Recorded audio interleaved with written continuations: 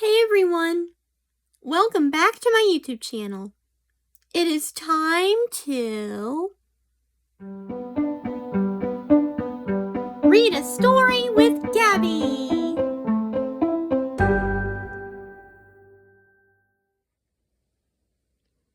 Toddlers to the rescue.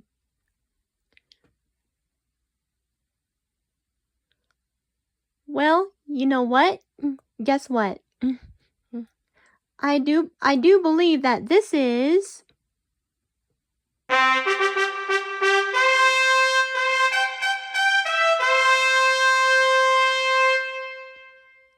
the last chapter.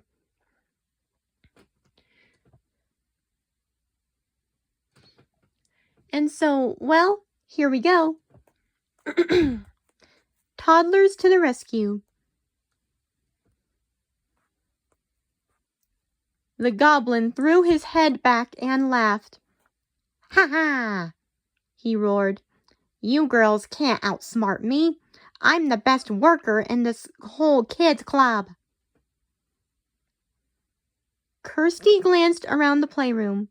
Luckily, the poor assistant was busy trying to tape the pages of her storybook back in the right order.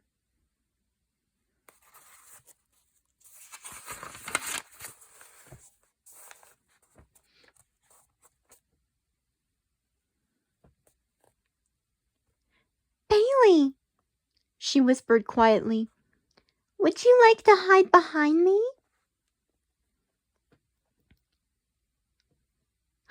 "Yes, please," gasped the nervous little fairy, darting into the strands of Kirsty's ponytail.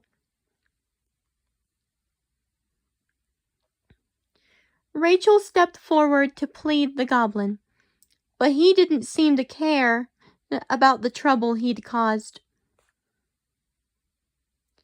"Serves the kids right for being so horrible," he crowed, blowing a big raspberry. "Human children give me the creeps, and babies. Babies are the worst." The goblin was so pleased with himself. He did a dance on the spot, kicking his feet in crazy directions. "Look! Look!"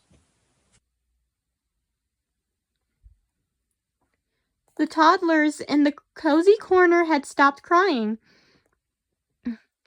One by one, they sat up and stared at the goblin's dance. The children began to clap their hands and point at the funny stranger. "You are right," said Rachel with a twinkle in her eye. "You really are the best play worker. Look at all the children."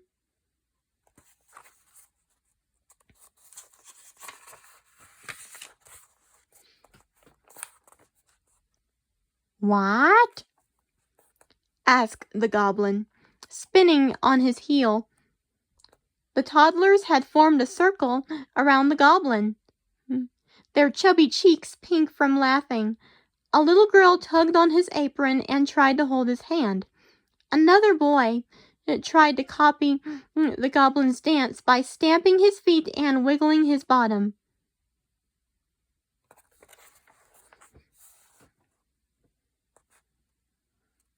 "Help!" cried the goblin, shuddering at the sight of so many thrilled faces. "I'm under attack!"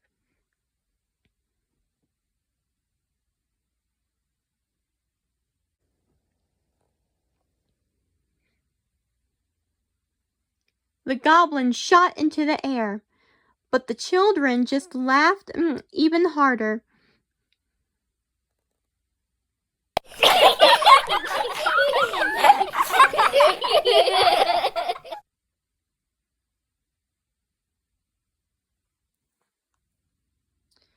From her secret hiding spot, Bailey couldn't help but giggling too.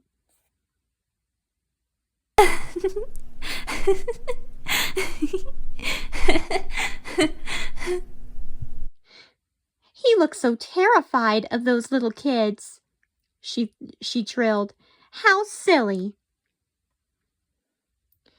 The goblin couldn't bear it a moment longer. Rachel and Kirsty watched as he stumbled outside, waving his arms in terror. The children thought it was the best game ever. They toddled after him as fast as they could.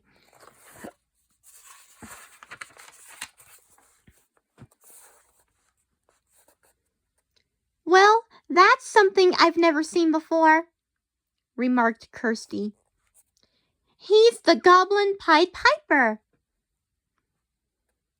The last thing the friends saw of the new assistant was a shaky figure clambering over the garden wall. I think Diane's new recruit has just resigned, said Rachel, opening the play kitchen's oven door. Inside was a glittering toy box with a brilliant yellow lid and bright pink sides. That's it, cried Bailey. That's my magic toy box. The delighted fairy fluttered out into the open in a flurry of twinkling stars. She touched the edge of the toy box with her wand and flew it into her arms. Bailey hugged the precious object to her, then blew each of the girls a heartfelt thank you kiss.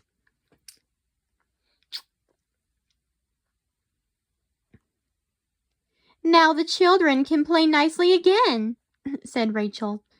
Kirsty smiled happily. You'd better whisk the toy box to fairyland, back where it belongs. Bailey agreed, but she had an important job to do first.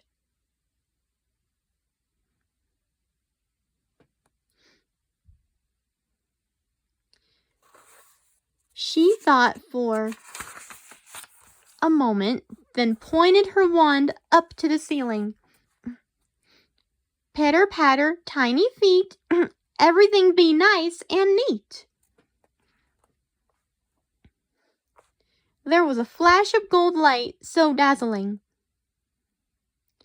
Kirsty and Rachel had to close their eyes.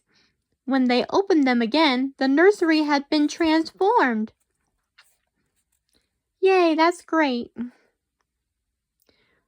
All of the toys had been put back in their places, and there wasn't a broken thing in sight. The nursery assistant was singing to herself as she put a perfect copy of Cinderella back on the bookshelf. Outside, it was just the same. The garden looked perfect.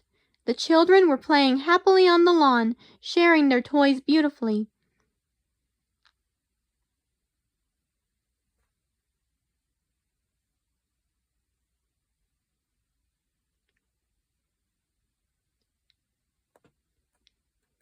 Goodbye, girls, Bailey smiled, tucking the magic toy box under her arm. Thank you for all your help. See you soon, exclaimed Kirsty. And don't worry, added Rachel. We'll keep an eye out for the other two magic items.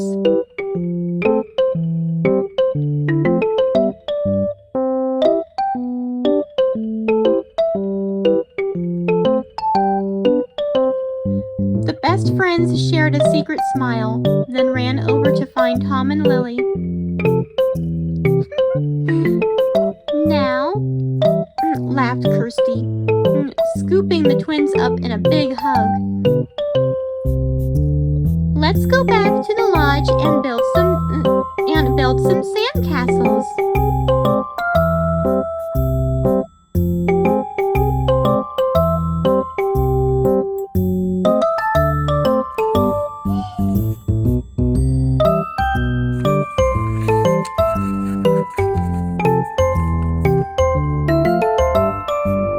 Well, what do you know? I was right all along.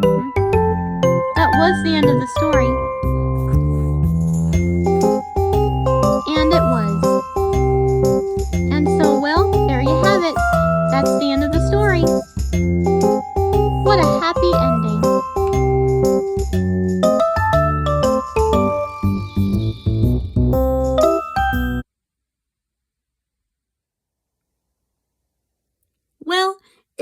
just great how Kirsty and Rachel had to help Bailey out with this kind of problem? Isn't it just great? Well, anyway, I'll see you next time. Goodbye.